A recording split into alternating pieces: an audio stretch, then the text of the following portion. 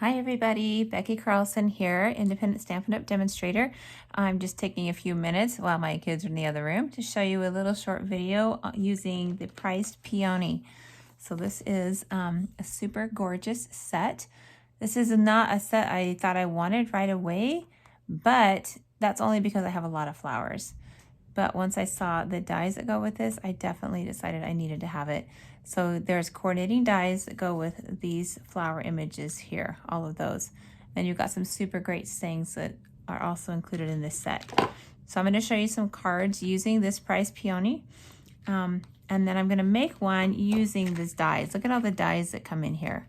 So when I get my dies, I like to take them out and turn it around so that the name of the die is on this side, and then I can see all the pieces on this side. So it comes inside, but I like to be able to see them in here. So the cool thing about this is there's all of these dies. So I'm not going to pull them all out to show you right now, but they're in there.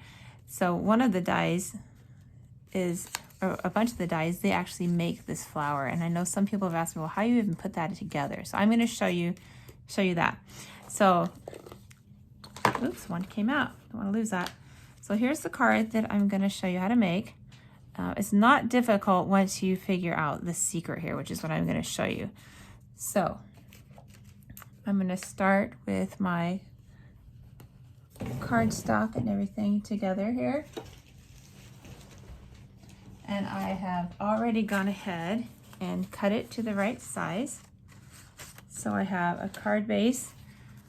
I've cut my thick white cardstock here so that it is 5.5 by 8.5. That's a standard card size. Fold it in half.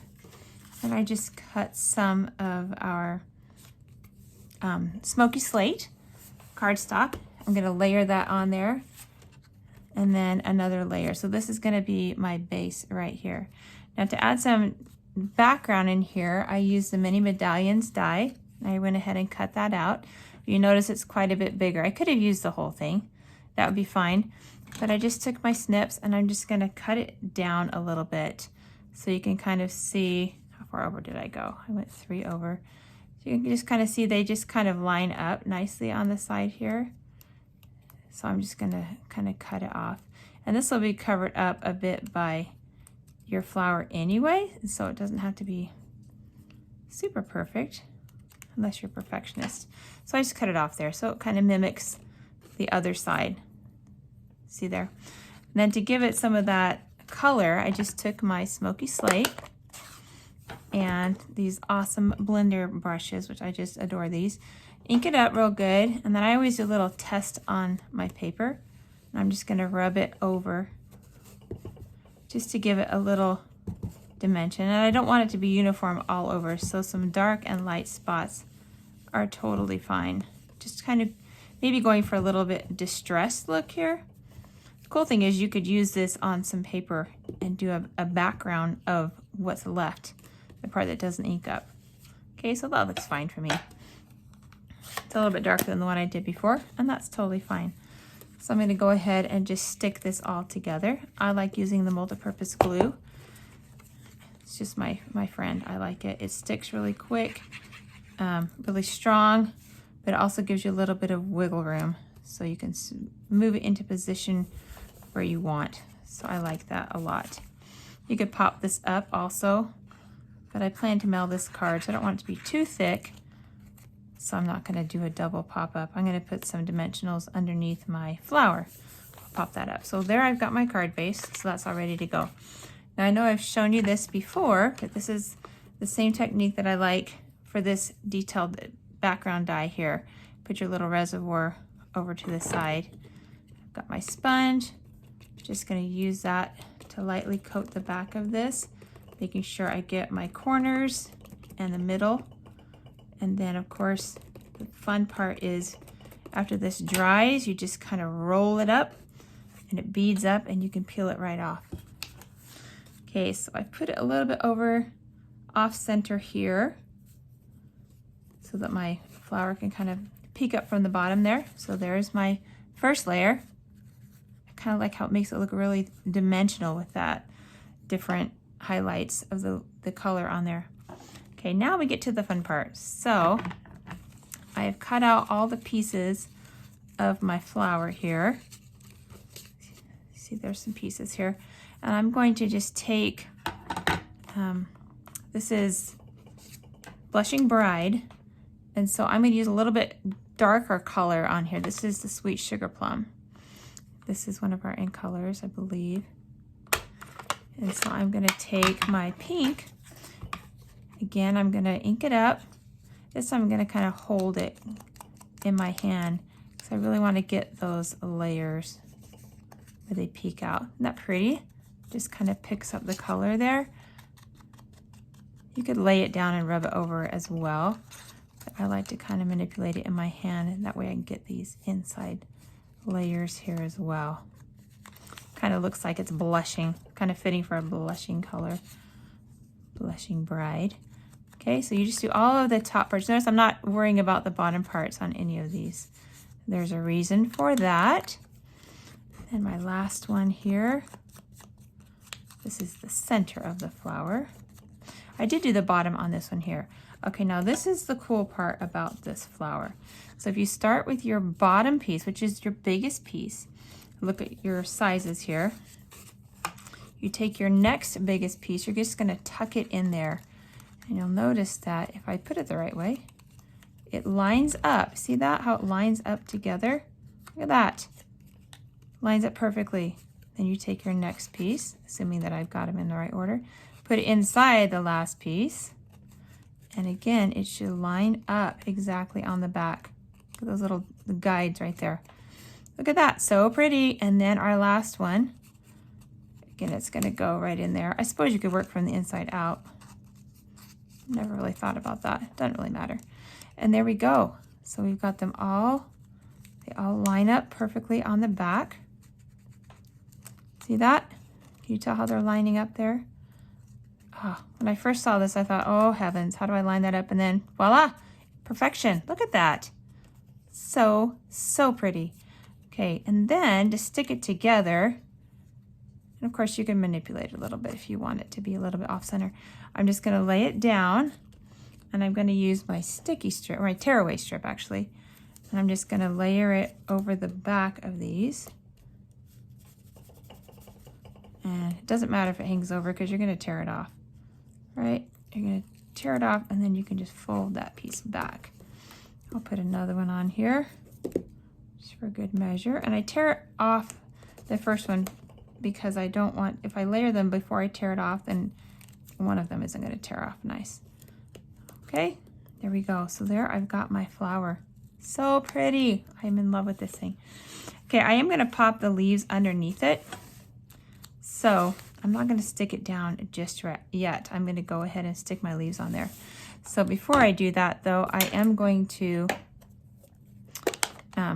brush my leaves a little bit. Now these are fun. Look at all these tiny little pieces. They also line up well. So we have a couple here that don't have layers. And you know, if you don't want the layers, you certainly don't have to use them, but they're kind of fun. So I'm gonna make sure I have them pointing the right way before I glue them down. The trick is to kind of make sure that your paper is kind of going down one way. If that makes sense. When the die cut, it pushes it down one way. I think this one goes over here. Yes, so I'll just use my, oh, my fingers feel huge doing this, my gosh. Funny story, my son came in one day freaking out, holding his hands in front of his face saying, tiny hands, just like in a panic. And I did not know what was going on. He was like, tiny hands, rubbing his hands and running around. And I'm like, what is going on with you? And he's like, my hands are tiny. I was just trying, you know, when your kids do one of those things where you're like, they're so serious and you just are trying so hard not to just laugh at them. What was one of those things? Anyway, that's my story for today. Tiny hands. And then of course, to make it worse, I found that game called Tiny Hands where you have these hands and you have to use them to pick up things.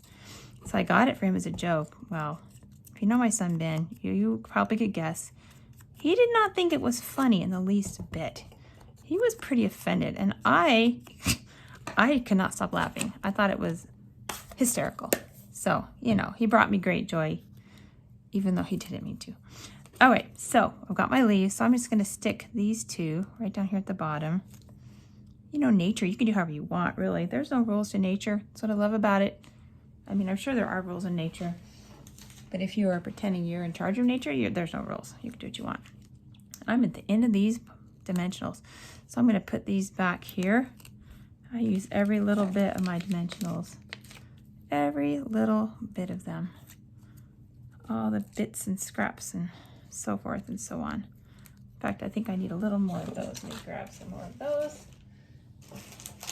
Sure, I have some here somewhere.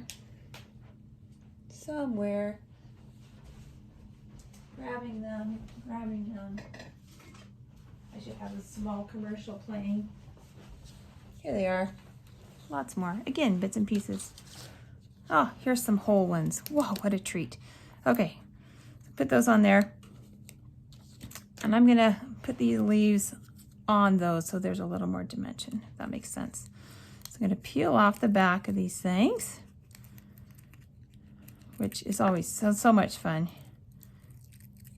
because I like to leave a trail. If anyone, you know, loses me, they can follow the trail dimensions to my office. Okay, so then I'm gonna put these ones out here a little bit more over here. Tweak them a little bit.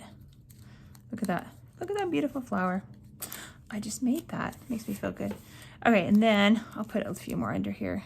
We'll just give them like a double pop up. Make them look like they're actually in nature growing out there somewhere. Okay, put this down here. Here, that's what I meant. And mine, I have them hanging off the card just a little bit. Maybe I'll tweak it down a little bit. And then I'll just use a larger envelope. You could do it however you want. So there's that. So, so pretty. And then for the words, I used a set, the Beautiful Moments set. I could have used words from the set this came in, but I just really like this. This one, Collect Beautiful Moments, because I felt like this is a beautiful moment in, you know, in nature. And I just used my Stampin' Up. I always use my Stampin' Up for words because I want to be able to stamp it twice. So I have my tiny little piece of cardstock here. I'm going to put it out in the middle so that I can really make sure I've got it where I want it. So I'm going to put my super duper magnet right there. Stick this down. Make sure it stays where I want it. Putting another one on there. Might even in the frame. There we go. All right. It doesn't matter if it's crooked because I'm gonna freehand cut it out. Okay. So here's what I'm talking about. I almost always, I almost always take the lid off, but I almost always stamp it more than once. Because if you see, oh, it looks fine, but when you stamp it again, directly over, oh, it looks even better. And you know what? I'm just gonna do 3 times because 3 is a nice number. Look at how much nicer that looks. Isn't that beautiful? It's exciting. It just makes our little thin line words just seem so much more impactful. Okay, so then I just cut it out. Freehand here. Just cut around it. You could use a die or a punch if you wanted it to be, you know, more uniform. But I kind of just wanted it to not take away from the beauty of that big flower. Just wanted it to kind of just a little word, to little phrase or greeting or sentiment, whatever special word you want to call it, over to the side. And that is what I did. So I just kind of cut it out freehand. And then we go back to those dimensionals that I just, you know, I'll never run out because I order them all the time. These I think are from a paper pumpkin because they're so teeny tiny, but that's fine. I just use all of them everywhere. I have dimensionals on everything. Just makes it very exciting. Dimensions.